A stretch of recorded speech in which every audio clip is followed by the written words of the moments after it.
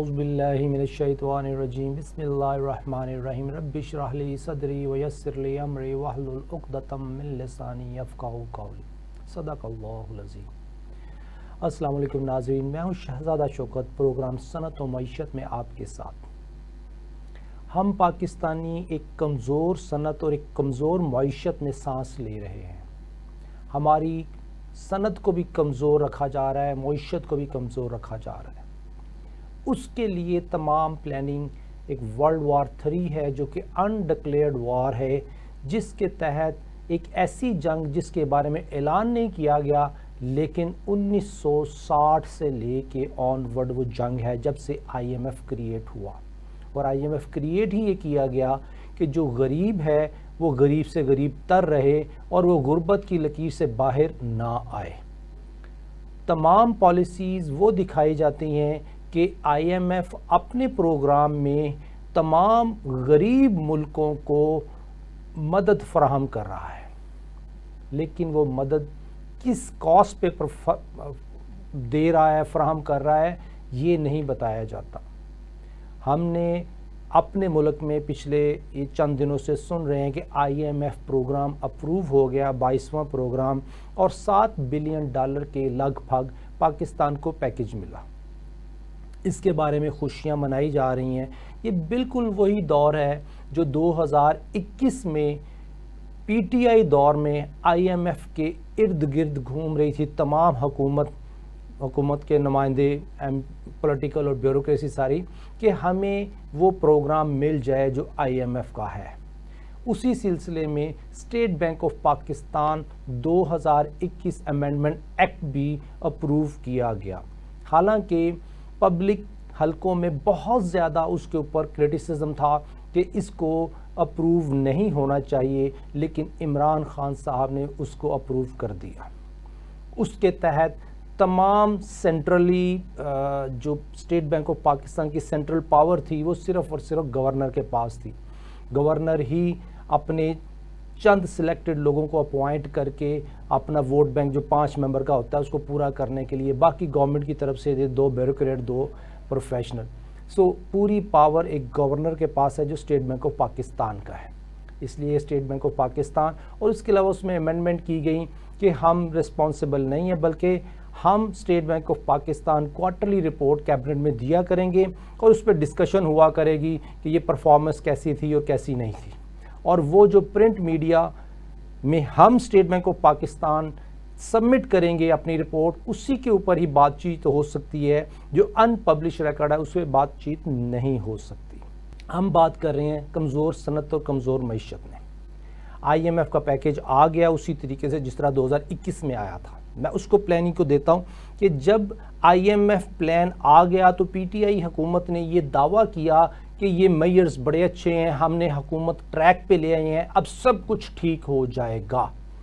लेकिन आपने देखा नाजरीन कि मार्च अप्रैल 2022 में PDM गवर्नमेंट आ गई और PTI वापस चली गई। लेकिन चूंकि वो जो IMF प्रोग्राम अप्रूव हुआ था उसके साइड इफ़ेक्ट्स थे जो बाद में PDM 1 में हम सबको भुगतने पड़े। फिर PDM 2 आई। अब PDM 2 ये कर रही है कि वही काम जो 2021 के एंड पे और 2022 के शुरू में PTI ने किया था, PDM 2 भी इस वक्त उसी दहाने पे है कि हमने IMF प्रोग्राम अप्रूव कर दिया, इन्फ्लेशन सिंगल डिजिट आ गई, पैरामीटर्स अच्छे हो रहे हैं और हमारा डिपॉजिट बेस बढ़ रहा है। ये तमाम, और $600 मिलियन 11% पे हमने लिया लंदन से। तो हम ये देख रहे हैं कि हम अपने पैरामीटर्स को ठीक करने के लिए US डॉलर में 11% सूद पे अपना लोन उठा रहे हैं और उसके साथ IMF का पैकेज अप्रूवल ले रहे हैं। इन तमाम बातों का हासिल क्या है नाजरीन? वो ये है कि जब एक प्रोग्राम में पाकिस्तान आ गया और एक्स्ट्रा ऑर्डिनरी टैक्सेस पाकिस्तानियों पे लग गए तो उसकी कीमत किसी न किसी को अदा करनी है।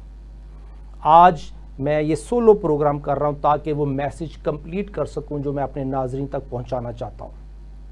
आपके लिए ज़रूरी है चंद बातें मैं आपके गोश गुजार करूँ। पहली ये कि ये $7 बिलियन जो IMF ने हमें अप्रूव किया है, इसकी वैल्यू हमारे लिए क्या है।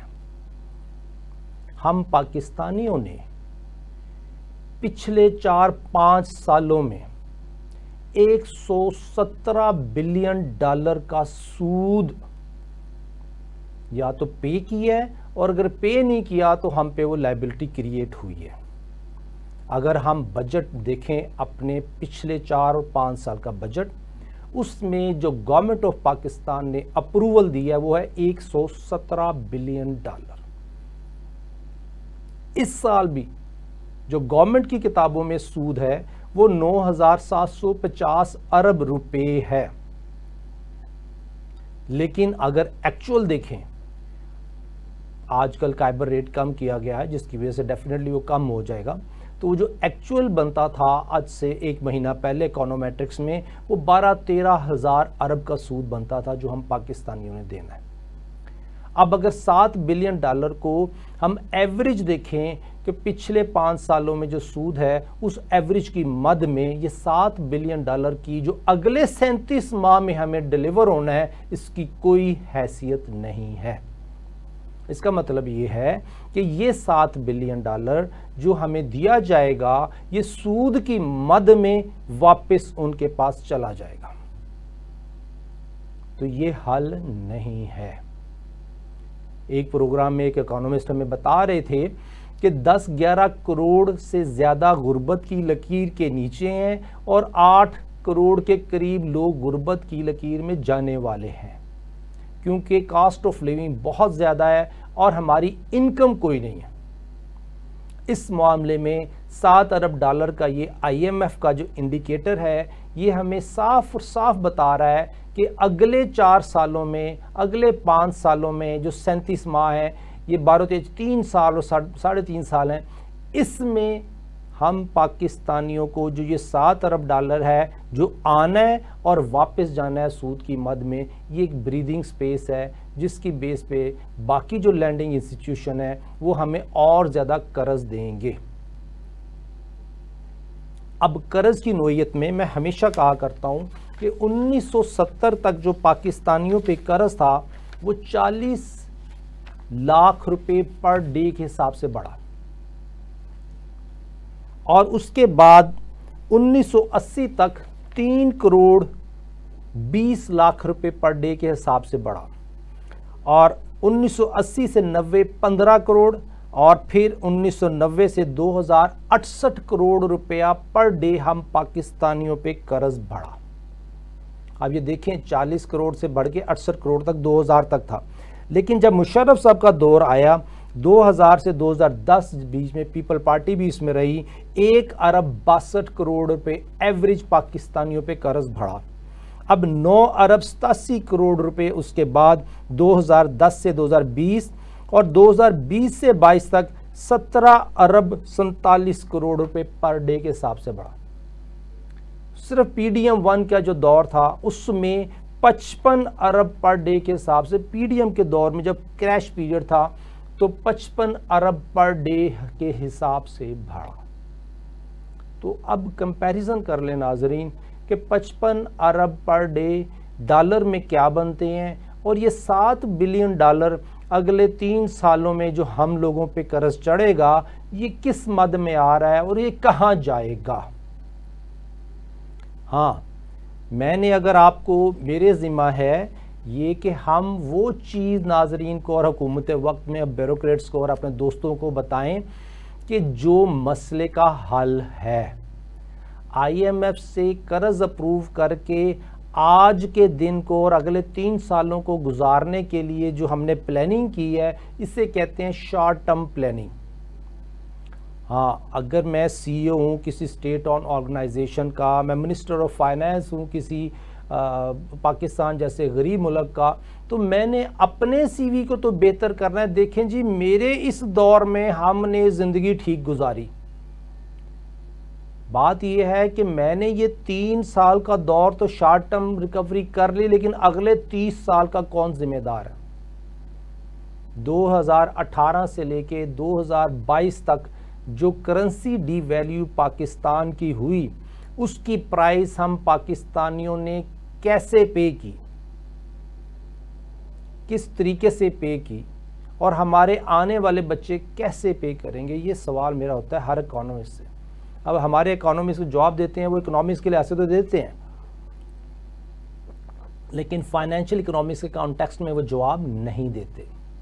फाइनेंशियल इकोनॉमिक्स का कॉन्टेक्स्ट ये है कि आज मैंने 24 बिलियन डॉलर नेट इनकम कमाता हूँ एवरेज पिछले 5 सालों में पाकिस्तान, लेकिन जब मैं करेंसी डीवैल्यू करता हूँ तो मैं अगले 100 साल की इनकम को डिस्ट्रॉय करता हूँ, तो मैं करेंसी डीवैल्यू करता हूँ ताकि मैं किस्त पे कर सकूँ कर्ज की। ये प्योर फाइनेंशियल इकोनॉमिक्स का टॉपिक है। जिस दिन हमारे ब्यूरोक्रेट्स को, हमारी हुकूमत में बैठे हुए दोस्तों को ये बात समझ आ जाएगी कि हमने आने वाली नस्लों के हक पे डाका नहीं मारना, तो हम रिकवरी की तरफ चल पड़ेंगे। जिस दिन हमारे दोस्त ये समझ जाएंगे कि एक्चुअली हम लॉस में क्यों हैं, हम रिकवरी की तरफ चल पड़ेंगे। अल्लाह के साथ जंग में हम कन्वेंशनल बैंकिंग है, इस्लामिक बैंकिंग है, या गवर्नमेंट ऑफ पाकिस्तान जो डोमेस्टिक और पब्लिक डेट पे सूद पे कर्जे लेके अपने आप को चला रहे हैं, ये तमाम के तमाम अल्लाह के साथ जंग में है। आज जो हम चाय का कप भी पीते हैं सरकारी दफ्तर में बैठ के, वो भी सूदी पैसों से लिया होता है। हम नहीं सरवाइव कर सकते। प्रोग्राम के शुरू में जैसे कहा कि ये 3rd वर्ल्ड वॉर है, जिसके लिए 1960-69 में IMF क्रिएट किया गया और हम उसका हिस्सा बने क्योंकि हम गरीब थे, और आज भी हम गरीब हैं। उस वक़्त हम गरीब थे लेकिन हम पे कर्जा नहीं था। आज हम गरीब हैं लेकिन हम मकरूज़ हो चुके हैं और हमने सूद पे पैसे देने ही देने हैं। हमने इस मसले से कैसे निकलना है? नाजरीन, इस सिलसिले में आज के प्रोग्राम में हम बात करेंगे कि हमारे लिए इस इशू से निकलना कैसे। सबसे पहले इम्पोर्टेंट क्वेश्चन ये होता है कि हम इस सिस्टम को बंद कर दें जिसके तहत हम पिछले कर्ज को उतारने के लिए अगला कर्ज लेते हैं और पिछला कर्ज उतार देते हैं। एक लेमैन टर्म में मैं ये बात करूंगा, एक आम आदमी को समझाने के लिए, कि आज मेरे ऊपर कर्जा है $1 बिलियन का, ये मैंने उतारना है। अब मेरे पास $1 बिलियन नहीं है, मैं चाहो मर्जी कर लूँ, मैं नहीं ला सकता, मेरे पास नहीं है। तो जो लेंडर है वो ये कहेगा, शहजाद साहब आपने $1 बिलियन वापस करना है और सूद भी देना है आपने, तो ऐसा करता हूं मैं आपको $1.2 बिलियन देता हूं ताकि आप जो पुराना कर्जा और सूद है वो उतार सकें और थोड़ा बहुत अपना मैनेज कर लें। वो $1.2 बिलियन हमारे मुल्क में, मेरे अकाउंट में आएगा और उसी वक्त वो वापस चला जाएगा और मेरे ऊपर कर्ज 1.2 हो जाएगा। अगले साल फिर मैंने कर्ज वापस करना है, मेरे पास पैसे नहीं है, मैंने प्रोग्राम में जाता हूं, फिर मुझे 1.2 दिया जाएगा, 1.4 दिया जाएगा कि मैंने पिछला कर्ज और सूद उतारा। अब वो पैसे आए और वापस चले गए। अब मेरे पे 1.4 बिलियन हो गया, फिर 1.8 हो गया। अब ये स्पाइरल है जो हमारे ऊपर चला आ रहा है 1970 के बाद से आज तक। 1970 तक भी कर्जा चढ़ाया गया था, वो भी एक अलग स्टोरी है, इंशाल्लाह ताला उस पर बात करेंगे। तो हम पर ये जो कर्ज चढ़ा है ये बिल्कुल सिंपल स्ट्रेट फॉरवर्ड है कि आज हम कर्ज और सूद वापस नहीं कर सकते, तो हमारे ऊपर अगले साल फिर उसको बढ़ जाना है, फिर अगले साल बढ़ जाना है, ये बढ़ता रहना है। ये स्नोबॉल फैक्टर है, ये बढ़ता रहना है, ये कम नहीं होना। तो आने वाली नस्लों को हम नुकसान पे नुकसान किए जा रहे हैं। ये है वो फैक्टर जिससे हमने बाहर निकलने की कोशिश करनी है। कहा जाता है कि जी इस्लामिक बैंकिंग हलाल है, उसमें तो सूद नहीं है। बिल्कुल, आप जाके देखिए कि इस्लामिक बैंकिंग के तहत जो पेमेंट हो रही है वो लीगल लैंग्वेज में सूद है, वो रिलीजियस लैंग्वेज में सूद है, शरिया के कॉन्टेक्स्ट में सूद है। गवर्नमेंट ऑफ पाकिस्तान उस पे भी 22% पे करती है। गवर्नमेंट ऑफ पाकिस्तान कन्वेंशनल बैंकों पे जो सूद है उस पे भी 22-23% पे करती है, और 25, 26, 28, 30% तक भी गया है बीच में। तो ये जो सारे का सारा कॉन्टेक्स्ट है, ये सूदी पेमेंट की वजह से हम इस दलदल में पड़ रहे हैं। तो हल इसका ये है नाजरीन कि मुझसे कहा गया कि इसको बंद कर दिया जाए, सिस्टम को बंद कर दिया जाए। ये चाहते हैं आप नाजरीन? मैंने ये जवाब दिया कि ये सिस्टम है, हमने इसको बंद नहीं करना। अगर हम इसको बंद करते हैं ये हिकमत नहीं है। आप चले जाएं हिस्ट्री में, हुजूर सल्लल्लाहु अलैहि वसल्लम का दौर देखें, इस्लामिक इकोनॉमिक सिस्टम को स्टडी करें, वो क्या कहता है। अल्लाह ताला के कवानीन को देखें कि अल्लाह ताला के कवानीन क्या है। वो हफ्ते वाले लोग जो मछलियाँ पकड़ते थे, उधर अल्लाह का क्या कानून था। हज़रत नूह अलैहिस्सलाम ने जब दुआ की अल्लाह से, तो उस वक़्त अल्लाह का क्या कानून था। आप इस्लामिक इकोनॉमिक सिस्टम में अगर हिस्ट्री को देखें तो आपको हल मिल जाएगा। आज उसी हल के सिलसिले में हम आपसे बात करते हैं। हमने अपने मुल्क को बचाना है, अपनी सनत मईशत दोनों को बचाना है, अपने पाकिस्तानियों के आने वाली नस्लों की जो वैल्यू है उसको बचाना है। उम्मत मुस्लिमा को अल्लाह ताला के साथ जंग में से बाहर निकालना है, शिर्क में से बाहर निकालना है। तो हम हल की तरफ जाते हैं। सिंपल 3 बातें नाज़रीन आज के प्रोग्राम में। पहली बात, कानून नंबर 1, रूल नंबर 1, अल्लाह का रूल क्या है, अल्लाह का उसूल क्या है। उसूल ये है कि हज़रत नूह अलैहिस्सलाम दुआ मांग रहे हैं अल्लाह से, ए अल्लाह पाक, मैंने 950 साल तबलीग की, अपने लोगों को तेरी तरफ बुलाया और शिर्क से बाज रहने की कोशिश करता रहा कि शिर्क की तरफ ना आए बल्कि तेरी तरफ आ जाए, मुसलमान हो जाए, इस्लाम में दाखिल हो जाए। उस वक़्त अल्लाह ताला ने हज़रत नूह अलैहिस्सलाम की दुआ कबूल की, लेकिन सज़ा ना दी। अल्लाह ताला चाहते, कुन कहते, जितने नॉन मुस्लिम थे, नॉन बिलीवर थे, वो सब के सब मर जाते। लेकिन अल्लाह ने हज़रत नूह अलैहिस्सलाम को क्या कहा, कश्ती बनाओ। एक कश्ती बनाने का हुक्म दिया। इसके पीछे क्या हिकमत है कि कश्ती बन रही है और उधर लोगों का ज़हन बन रहा है कि ये कश्ती है, और हज़रत नूह अलैहिस्सलाम तबलीग कर रहे हैं कि अल्लाह का अजाब आएगा, तो आप लोगों को इसमें आना है, जो इस कश्ती में आएगा वो बच जाएगा।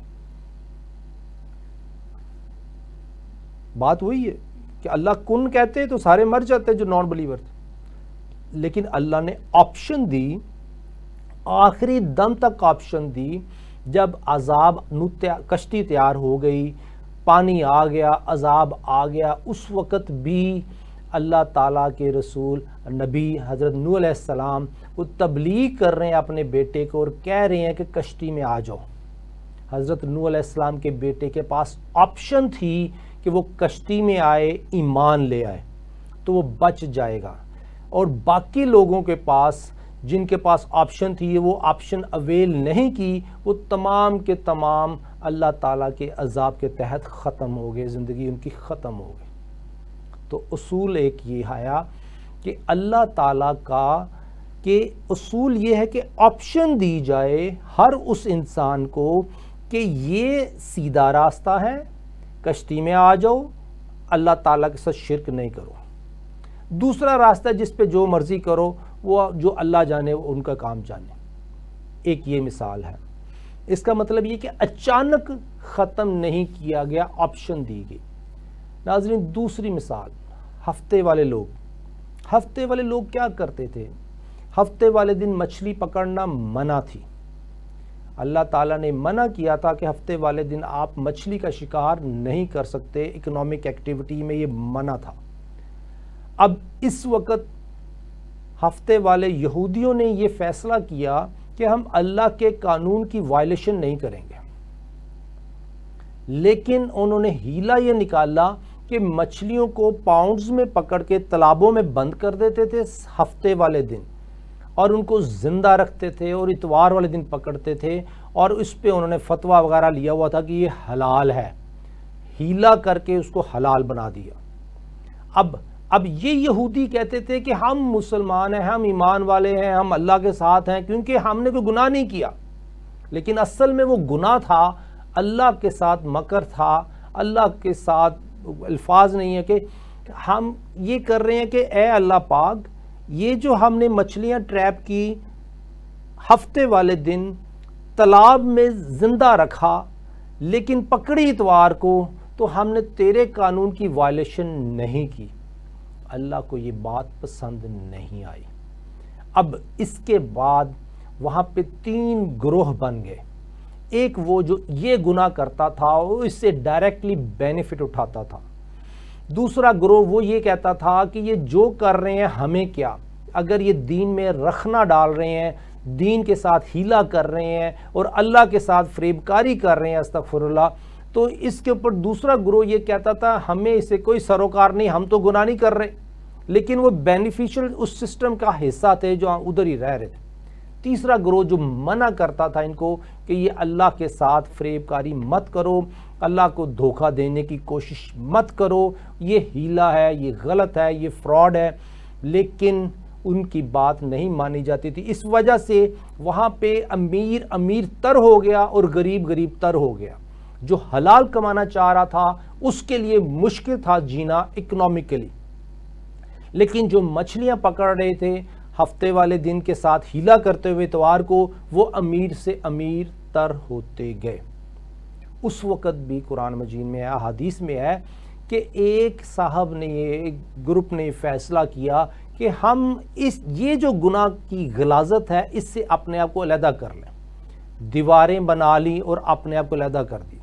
जब दीवारें बन गई तो ऑप्शन आ गई हर उस बंदे के पास जो उस वक़्त सांस ले रहा था, जिंदा था, कि हमने मछलियां जो पकड़ने वाला ग्रोह है, हफ्ते के दिन और इतवार के दिन पकड़ने वाला जो हीला कर रहा है, उसके साथ रहें, या जो दीवार के दूसरी तरफ चले गए हैं, जो इस गुनाह को गलाजत समझते हैं, इसका हिस्सा नहीं बनना चाहते। सो उस ऑप्शन के तहत तीनों ग्रोह में से 2 ग्रोह एक तरफ हो गए और 1 ग्रोह एक तरफ हो गया। नाज़रीन, ये था वो वक़्त जब ऑप्शन आई तो अल्लाह ताला का फ़ैसला आया और उसमें वो जो गुनाह करने वाले लोग थे हीला के साथ, उनको वो बंदर बन गए, सूअर बन गए, अस्तग़फिरुल्लाह, और उसके बाद वो उसी मौत में मर गए। ये है वो दूसरी असूल नंबर 2। असूल वही है कि ऑप्शन। अब तीसरी मिसाल देता हूँ। हज़ूर नबी करीम सल्लल्लाहु अलैहि वसल्लम हिजरत करके मदीना शरीफ तशरीफ़ ले गए। वहाँ उन्होंने देखा कि इकोनॉमिकली जो यहूदियों का बाज़ार है वहाँ जुल्म है, इतना ज़्यादा कि हुज़ूर सल्लल्लाहु अलैहि वसल्लम ने हुक्म फरमाया अपना बाज़ार बनाने का, और उसके अंदर उसूल बनाए जो कि किसी भी बाज़ार में तिजारत के लिए बनाए जाते हैं जहाँ पे कि नाइंसाफ़ी नहीं। फिर हुज़ूर सल्लल्लाहु अलैहि वसल्लम ने फरमाया कि ऑप्शन है उन तमाम कस्टमर्स को जो यहूदियों के बाज़ार में जाके ख़रीदो फरोख्त करते हैं कि वो हम मुसलमानों के बाज़ार में आएँ, और मुसलमानों को हुक्म दिया कि आपने यहूदियों के बाज़ार में जाके ख़रीदो फरोख्त नहीं करनी, वह जुल्म है। अब अपना बाज़ार बनाया हुज़ूर सल्लल्लाहु अलैहि वसल्लम ने, उस बाज़ार को चलने दिया जो यहूदियों का था। ऑप्शन आ गई। तो नाज़रीन, यही है प्लान बी जो मैं पिछले 10-12 सालों से मार्केट करता आ रहा हूँ, कहता आ रहा हूँ, शरिया कोर्ट में भी, कोर्ट्स में भी, कि हम पाकिस्तानियों के पास प्लान बी जो कि एक्चुअल प्लान है जहाँ पे मुसलमान रह सकता है, वो नहीं है। हमें अपना बाज़ार बनाने के लिए एक अथॉरिटी बन जाए, लीगल अथॉरिटी बन जाए, जिसके तहत उस अथॉरिटी का एक ही काम हो कि कुरान और सुन्ना शरिया के मुताबिक इकोनॉमिक एक्टिविटीज़ को प्रमोट करना और हम पाकिस्तानियों की इनकम बढ़ाने के वसाइल पे ज़ोर देना और उनकी वैल्यू बढ़ाने पे काम करना। जब ये बाज़ार बन जाएगा तो लोगों के पास ऑप्शन होगी कि वो एग्जिस्टिंग बाज़ार का हिस्सा रहें या उस बाज़ार में आ जाएं जिसमें कि नाइंसाफ़ी नहीं। ये बाज़ार आहिस्ता आहिस्ता खुद ही अपनी तरक्की करेगा। तो ये प्लान बी प्लान ए के ऊपर आके पाकिस्तान को उन प्रॉब्लम से निजात देगा जिसमें कि आज हम बुरी तरह फंस चुके हैं। नाज़रीन, वक्त हुआ एक ब्रेक का, ब्रेक बाद दोबारा बात करते हैं। वेलकम बैक नाज़रीन, प्रोग्राम सनत व मईशत, शहजादा शौकत आपके साथ। मेरी एक ही ड्यूटी वो ये कि आप तक बात पहुंचा देना कि हम पाकिस्तानियों को, उम्मत मोहम्मदिया को इस वक्त क्या मरज़ लाहिक है। एक मरज़ कि हम अल्लाह के साथ जंग में। आप देखें वर्ल्ड वार 3 हम पे मुसल्लत है पूरी दुनिया पे। उसमें एक तबका है जो कैपिटलिस्ट है, वो अमीर से अमीर तर रहा है और उसने कहा है कि हमने जो ज़िंदा लोग हैं, चाहे वो यहूदी हैं, चाहे मुसलमान हैं, चाहे वो ईसाई हैं, चाहे कोई भी मज़हब के हैं, उन लोगों को अपना ग़ुलाम बनाना है मॉडर्न। उनको कर्ज़ देना है और कर्ज़ भी देना है तो अपनी करेंसी में देना है, डॉलर में देना है या कोई भी, और फिर कोशिश करनी है कि उनको डॉलर ना मिलें ताकि वो कर्ज़ वापस ना कर सके। जब कर्ज़ वापस नहीं कर सकेंगे तो वो हमारे ग़ुलाम बनते जाएंगे और बेसिकली अल्लाह के साथ जंग में रहेंगे। मैं सिराजुल हक साहब जो केपी के फाइनेंस मिनिस्टर थे, कभी उनकी बात दोहराया करता हूँ, आज फिर दोहराता हूँ। मैंने अपने कानों से उनके फेस टू फेस बैठ के एक मीटिंग में, कॉन्फ्रेंस में सुनी मंसूरा में। उन्होंने कहा कि मैंने वहाँ पे बिलबोर्ड्स उतार दिए, जो ये बड़े बड़े लगे होते हैं साइन बोर्ड, जहाँ पे औरतों की तस्वीरें थी, तशहीर करती थी एडवर्टाइजमेंट की। तो ये बात IMF को पसंद नहीं आई। उन्होंने हमारी कर्ज की किस्त रोक ली, जो अप्रूव कर्ज था। कहते मेरी उस गोरे से मुलाकात हुई, गोरे से मैंने कहा यार आप लोगों ने मेरे लिए जो कर्ज अप्रूव किया उसकी किस्त क्यों रोकी KPK की। तो उस गोरे ने कहा कि आपने वो जो साइन बोर्ड हैं, बिलबोर्ड्स हैं, जिस पे औरतों की तस्वीरें थी, वो क्यों उतरवाई। तो सिराजुल हक साहब, आपको पता है मासूम है थोड़े से, उन्होंने कहा जी इस बात का उससे क्या ताल्लुक। तो उस गोरे ने ये कहा जनाब यही तो आपको पता नहीं है, उरियानी फहाशी अगर आपके मुआशरे में हम फैलाएंगे और उसके साथ सूदी पैसे आपको देंगे, तो यही हमारा ऑब्जेक्टिव है कि हम आपके मुल्क में फहाशी भी फैलाएं, उरियानी भी फैलाएं और आपको सूदी पैसों में एंगेज रखें ताकि आप अल्लाह के साथ जंग में रहें। ये अल्फाज उसके नहीं है, ये मैं खुद ऐड कर रहा हूं कि उनका ऑब्जेक्टिव क्या था कि अल्लाह के साथ जंग में हम पाकिस्तानी आ जाएं ताकि हम इस जंग में मुसल्लत रहें, तो हम उन ताकतों के लिए कोई ख़तरा नहीं है जिनको आज हम कमा कमा के अपनी वैल्यू दे रहे हैं। सो बॉटम लाइन क्या है? बॉटम लाइन ये है कि ऐसी पॉलिसीज़ क्रिएट करके मुसल्लत कर दी जाए पाकिस्तानियों पे, ना सिर्फ पाकिस्तानियों बल्कि पूरी दुनिया पे। इवन US का सिटीज़न भी $3 लाख का मकरूज़ है, उसके पास अगर औसतन देखें तो उसके नेट इनकम एक एवरेज US सिटीज़न की, उसके पास पैसे नहीं है कि वो अपनी मॉर्गेज की पेमेंट कर सके। सो वो भी हैंड टू माउथ ही गुजारा कर रहे हैं, लेकिन वो सिस्टम फल फूल रहा है पूरी दुनिया में, जिसकी वजह से पूरी दुनिया उसकी मॉडर्न स्लेव है। उस सिस्टम को हमने क्रैक तो करना नहीं, ना कर सकते हैं, क्योंकि वो इतना मजबूत है कि जो अपने तय चल रहा है। लेकिन हमारे पास एक ऑप्शन है कि हम अपनी छोटी सी कश्ती बना के उसमें ज़िंदगी गुजार लें, जितनी ज़िंदगी है गुजारते जाएं, कोई ना कोई मौका मिलेगा तो ये चीज़ें खुद ही सेटल हो जाएंगी। क्योंकि जुल्म जब बढ़ता है तो वो खुद ही ख़त्म हो जाता है। सो आज के दिन में अगर हम देखें कि ये जुल्म किस हद तक बढ़ा है, अगर आप मिडल ईस्ट पे चले, मीना रीजन में चले जाएँ, नॉर्थ अफ्रीका और मिडल ईस्ट में, उसमें जो 12-18 कंट्रीज़ आते हैं उसको देखें। उसमें से अगर मैं उसकी थोड़ी सी देख रहा था कि उसमें वो कुछ मुल्क हैं जिन्होंने अपनी करेंसी को डॉलर के साथ फिक्स कर लिया। उसमें जो आते हैं बहरीन है, UAE है, कतर है, कुवैत, सऊदी अरेबिया, ओमान और जॉर्डन। ये 7 मुल्क हैं जिन लोगों ने मीना रीजन में अपनी करेंसी को डॉलर के साथ मुंसलिक कर लिया। अब ये जो ममालिक हैं 7, ये थ्रेट नहीं है US के लिए, ये उनका टूल है। इसमें इस टूल का मतलब क्या है कि मेरे मुल्क में मेरी करेंसी जो मेरे ऑयल रिसोर्सेज हैं उसको मैंने यूएसए के साथ लिंक करके अपने आप को सिक्योर कर लिया। बिल्कुल ठीक किया। अब यूएस की जो इन्फ्लेशन है पूरी दुनिया की, उसका इम्पैक्ट इन मुल्कों में भी आएगा, लेकिन यूएस को बेनिफिट ये है कि इन मुल्कों ने जिन्होंने पैग किया है उनके साथ, वो इनके रिसोर्सेज के जितनी ट्रेडिंग है वो डॉलर में होगी, तो उसका बेनिफिट डॉलर डिमांड बढ़ेगी तो सऊदीया को मिलेगा और उसके साथ यूएस को मिलेगा, बहरीन को मिलेगा, यूएसए को मिलेगा, यूएई को मिलेगा, यूएसए को मिलेगा, कतर को मिलेगा, यूएसए को, जॉर्डन को मिलेगा, यूएसए को मिलेगा। ये है वो हिकमत अमली जिसके तहत ये ममालिक 7 मुल्क उसका टूल बन गए अमेरिका का। अब इनके साथ मुंसलिक हैं वो जो थोड़ी सी मॉडरेट स्टेबल रही करेंसी के हिसाब से, फ़लस्तीन, अल्जीरिया, चड, मोरक्को, तुनीजिया। नाज़रीन, अब आप देखें फ़लस्तीन में क्या हो रहा है। इनकी करेंसी तो रिलेटिवली बेहतर है, लेकिन ये कर्ज़ों में जकड़ी हुई इकॉनमीज़ हैं।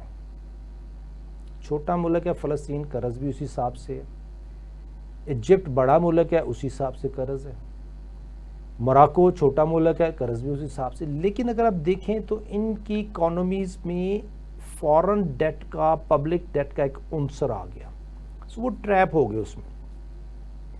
इसकी एक आगे भी हिकमत मैं बताता हूँ थोड़ी सी। तो इसके साथ आगे देखें Lebanon, Syria, Iraq, Libya, Egypt, Yemen, ये वो ममालिक हैं जिनकी करेंसी डॉलर के साथ पैग नहीं है और वीक से वीक तर होती जा रही है। इन ममालिक में भी सूद बेहतरीन अंदाज में परवान चढ़ रहा है। इन ममालिक में भी IMF बड़े बेहतरीन तरीके से बैठा हुआ है। आप इजिप्ट की मिसाल तो पूरी मशहूर है, लेकिन लेबनान की मिसाल भी मैं आपको देता हूँ। लेबनान में 90,000 उनकी लोकल करेंसी के बराबर एक डॉलर हो गया। मेरा पिछला प्रोग्राम देखिए आप, मेरा ख्याल है कि साल पहले, 1.5 साल पहले मैंने किया था कि जी पाकिस्तान का रुपया इन पॉलिसीज़ की वजह से 10 लाख रुपए का डॉलर होगा 2030-31 में, अगर ये स्नोबॉल फैक्टर की स्पीड यही रही। ये स्पीड स्लो हो सकती है तो वो 2033 हो जाएगा, स्पीड और स्लो हो जाए 2035 हो जाएगा, स्पीड तेज हो गई तो 2028 हो जाएगा। ये मैं नहीं कह रहा, ये इकोनोमेट्रिक्स सिंपल है। तुर्की की करेंसी देख लीजिए, तुर्की के साथ क्या हुआ। तुर्की ने डोमेस्टिक डेट इस हिसाब से लिया कि अब उनके पास ऑप्शन नहीं होती कि अपना डोमेस्टिक डेट वापस कर सके, जो पाकिस्तान का हाल है आज। यही हाल तुर्की का 1980, 97, 98, 99, 2000 में हुआ, जिसके बाद तुर्किश लीरा 14 लाख रुपए का एक डॉलर हो गया। 14 लाख लीरे का एक डॉलर 12,50,000 तक भी पहुंचा। फिर उनको अपनी करेंसी रिप्लेस करनी पड़ी, नया लीरा लाना पड़ा, ताकि हम ये इतने ज़्यादा जो लीरा प्रिंट करते हैं वो ना कर सकें। अब फिर उनकी उसी डगर पे है। आज से 7-8 साल बाद तुर्किश लीरा फिर उसी हिसाब से होगा कि 10 लाख रुपए का एक डॉलर, क्योंकि उनका डोमेस्टिक इंटरेस्ट इस वक्त 30 to 45% तक है, क्योंकि उनके पास पैसे नहीं है। वो दुनिया से चाहते हैं कि किसी तरीके से आए, डॉलर आए, यूरो आए, लेकिन उनका सर्वाइवल इसलिए है कि उनकी आधी नस्ल साथ यूरोप में जाके कमाती है और यहाँ पे लेके आती है। अनफॉर्चुनेटली हमारे साथ यूरोप नहीं है, हमारे पास एक तरफ चाइना है, उनके अपने रूल्स हैं, जहाँ पाकिस्तानी को वीज़ा नहीं लगता। एक तरफ इंडिया है जिसके साथ अपनी हमारी एक महाजरा ही है। एक तरफ अफगानिस्तान है, हम अपने KPK को या अपने बलूचिस्तान को नहीं मैनेज कर पाते तो दूसरे अफगानिस्तान को कैसे मैनेज कर पाएँ। सो हमारी सिचुएशन टर्किश सिचुएशन नहीं है। हमें अपने मुल्क को बचाना है तो हमें अपनी करेंसी वैल्यू बचानी है, अल्लाह के साथ जंग से वापस आना है। मैं लेबनान की बात कर रहा हूँ, छोटी सी मिसाल देता हूँ। लेबनान में क्या हुआ, उन्होंने एक हिटमैन फाइनेंस मिनिस्टर उनका था जो उसका एडवाइज़र था सेंट्रल बैंक का, वो वही काम कर रहा था जो आज पाकिस्तान का स्टेट बैंक कर रहा है। मैं पैनिक नहीं फैला रहा, मैं सर कह रहा हूँ कि पैनिक करना हो तो मैं वो चीज़ें बात करूं जिससे पैनिक फैलता है। मैं वो बात कर रहा हूं जो प्रॉब्लम आपको समझ आ जाए नाज़रीन, जिसकी वजह से हम सोल्यूशन की तरफ जा सके। लेबनान में क्या किया गया कि हमने डिपॉजिट रिसीव किए अवाम से और उनको सूद दिया 25%, 30%। अब लोग कारोबार करने की बजाय उन्होंने पैसा निकाला और उसमें फिक्स डिपॉजिट दे दिया। जिस तरह आज भी पाकिस्तानियों का पैसा सारे का सारा गवर्नमेंट ऑफ पाकिस्तान के पास है। एक आम फहम लैंग्वेज में 37,000 अरब की डोमेस्टिक हमारी M1, M2, M3, M1, M2, M3 क्या होता है? Broad money. ब्रॉड मनी क्या है कि हमारे पास करेंसी नोट्स हैं, करेंसी नोट के बाद फ्रैक्शनल बैंकिंग की वजह से डिपॉजिट हैं, डिपॉजिट के साथ जो डिपॉजिट दर डिपॉजिट सेविंग आती हैं उनके साथ हमने कोई बॉन्ड इशू करके मामला को मैनेज किया, वो 37-38,000 अरब हैं। लेकिन गवर्नमेंट ऑफ पाकिस्तान ने ये 37-38,000 अरब सारे का सारा अपने पास रखा हुआ है, जो कि 44,000 अरब था मार्च में, और अभी ये 46-47,000 अरब तक पहुंचा हुआ है, क्योंकि हमने सूद दर सूद उठा रहे हैं। सारे के सारे पैसे कर्ज की सूरत में वापस भी कर दिए हैं, तो गवर्नमेंट ऑफ पाकिस्तान के पास इतने नोट्स ही इशू नहीं हुए कि हम कर्ज वापस गवर्नमेंट ऑफ पाकिस्तान से ले सकें। यही हाल लेबनान में था। लेबनान ने लेबनीज से पैसा लिया, फिक्स डिपॉजिट में रखा, फिक्स डिपॉजिट में सूद दर सूद पैसे देते रहे, और एक वक्त ये आया कि एक बंदा बैंक गया अपने पैसे निकलवाने के लिए, तो बैंक ने उसे कहा 10 दिन बाद आना। वो दूसरे बैंक चला गया, उसने भी कहा 10 दिन बाद आना। उस बंदे ने कोई वायरल कर दी बात अपनी कि यार इनके पास पैसा नहीं है। जब वो वायरल एक हुआ फेसबुक पे, तो तमाम लेबनीज बैंकों की तरफ गए कि हमने फिक्स डिपॉजिट पैसे रखे वापस करें, चूंकि पैसे थे ही नहीं। प्रिंट मनी इतनी है, लोन इतना, पैसे हैं ही नहीं, तो कहां से लेबनीज सेंट्रल बैंक पैसे देता। वो पैनिक आई। उस पैनिक में पूरी की पूरी जो उनकी पॉलिसी थी कि सूद दर सूद पैसे उठाते जाओ, आज का गुजारा करो, कल देखेंगे क्या होता है। तो क्या हुआ कल नाजरीन? लेबनान में फिर ये हुआ कि सेंट्रल बैंक ने विड्रॉ कर लिया कि हमारे पास पैसे नहीं है। वो जो उनका फाइनेंस मिनिस्टर था, जो हिटमैन था, वो भागा मुल्क छोड़ के, जो भी उसका हुआ।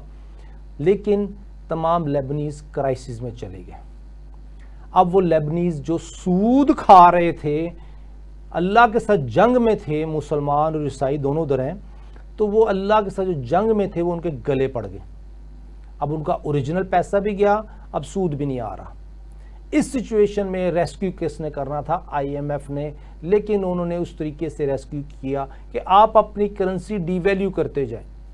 अभी रिसेंट जो मेरे पास खबर थी, कोई 90-95 हज़ार के करीब $1 उनका अब मार्केट हो रहा है।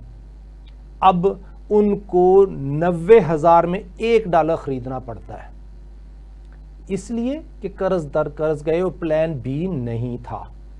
एक ही प्लान ए है। एक बेवकूफ़ फाइनेंस मिनिस्टर बन गया और दूसरा बेवकूफ़ Lebanese central bank, state bank में चला गया। उस सेंट्रल बैंक उन्होंने पूरे लेबनीज की सिस्टम की तबाही फेर दी एक इनकंसिस्टेंट पॉलिसी ने।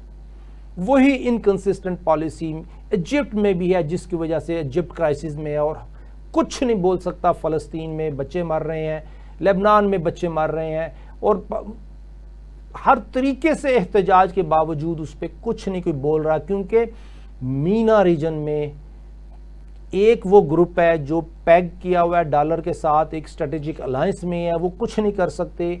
एक वो ग्रुप है जो IMF की पॉलिसीज़ को अडॉप्ट किए हुए इंतज़ार कर रहा है क्राइसिस का। एक वो ग्रुप है जो क्राइसिस में है। सो वर्ल्ड वॉर 3 बगैर बताए हुए मुसल्लत है और हम हालत जंग में हैं अल्लाह और उसके रसूल के साथ, और दूसरी तरफ आलमी ताकतों के साथ। नाजरीन, इससे निकलना आसान है, बहुत आसान है। हमारे हुक्मरान, अल्लाह ताला ने दोबारा शहबाज शरीफ साहब को मौका दिया। PDM 1 उन्होंने देखी, PDM 2 में उनको मौका है उनके पास। अल्लाह ताला ने किससे ये नेक काम लेना है ये तो अल्लाह ही जानता है। मेरी ये दुआ है अल्लाह से कि हमें ऐसे हुक्मरान, इन्हीं को तौफीक दे दे, हदायत दे दे। Why not?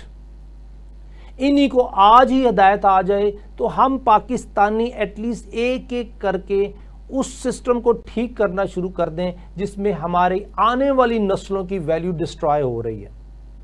ये करेंसी डिवैल्यूएशन, इन्फ्लेशन और लोन, ये तीन इंटर रिलेटेड फैक्टर हैं जिनकी वजह से आने वाली नस्लों की वैल्यू डिस्ट्रॉय होती है। नाजरीन, वो मैंने आपको पहले भी बताया था, 2900 अरब डॉलर का हम पे वैल्यू कोलैटरल डैमेज है। तो कोलैटरल डैमेज से बचना है तो हमने अपने आप को उस जंग से निकालना है जिसमें अल्लाह और रसूल हमारे साथ जंग में है। हम ये जंग नाजरीन नहीं जीत सकते। इसको हमने ये करना है कि चूंकि हम ये जंग जीत नहीं सकते तो हमने शरिया के मुताबिक अपने आप को ढालना है और इकोनॉमिक सिस्टम को उस तरफ लेके चलना है कि हम पाकिस्तानी और हमारी आने वाली नस्लें, उनकी वैल्यू प्रोटेक्ट हो और हम मुसलमान जिएँ और मुसलमान मरें। 10 करोड़ अवाम गुर्बत की लकीर से नीचे हैं, सनत कमज़ोर, मईशत कमज़ोर, अफरा तफरी में ये जो IMF पैकेज आया है ये रेस्क्यू शॉर्ट टर्म प्लान है। ये short term plan short term है, लॉन्ग टर्म नहीं है। अल्लाह ताला हमें अच्छे रहनुमा दे कि हम इस जंग से निकल सकें। इजाज़त दीजिए। अस्सलाम वालेकुम रहमतुल्लाह।